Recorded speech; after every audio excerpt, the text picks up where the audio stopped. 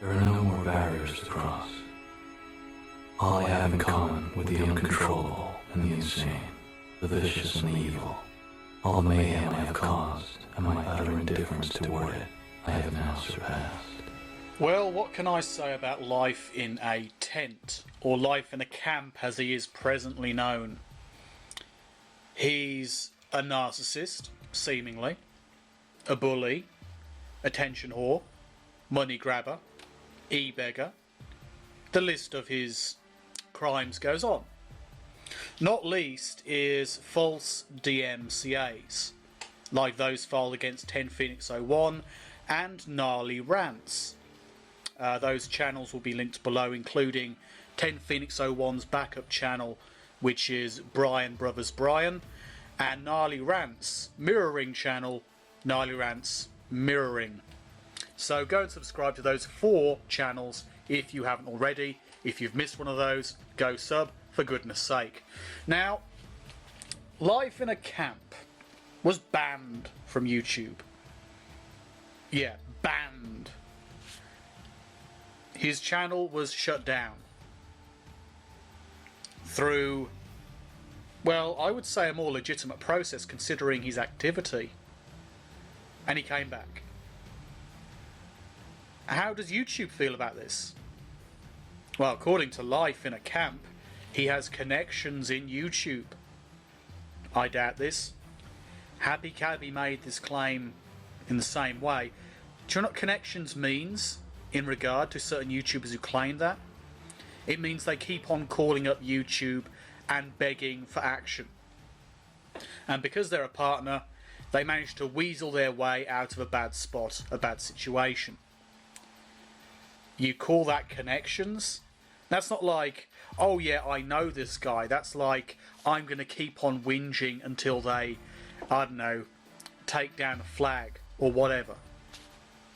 And that, I suppose that could work. But most of the people who say that, most of the people who say they have connections are full of crap. They say they have connections, but do they have connections? Well, no. What they have is ego, attitude, and they like to big themselves up by trying to make out they're part of the YouTube team or connected to the YouTube team in some way, shape or form, and therefore you're not going to get rid of them. And you know, I don't want to get rid of Life in the Camp any more than probably some of his fans. I just want him, if he's going to be on YouTube, to play fair. If people are critical of your words, don't flag them.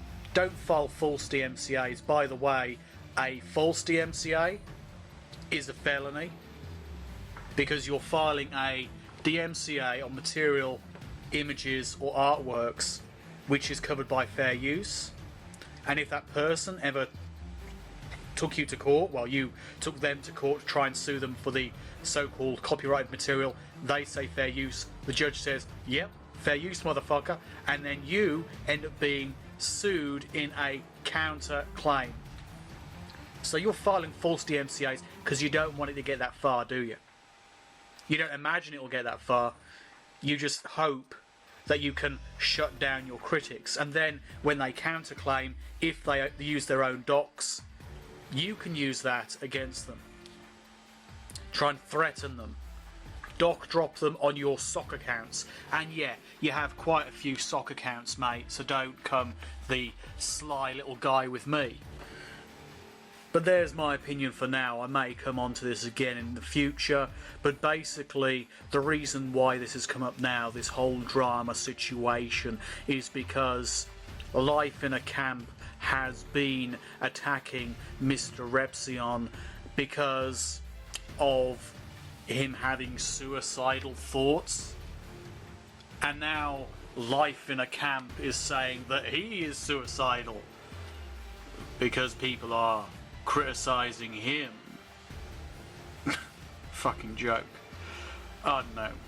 Anywho, go and subscribe to GnarlyRants and go and subscribe to 10Phoenix01, a couple of guys who are standing up to this bullshit artist. Green food, still cost a whole check that the piece of it.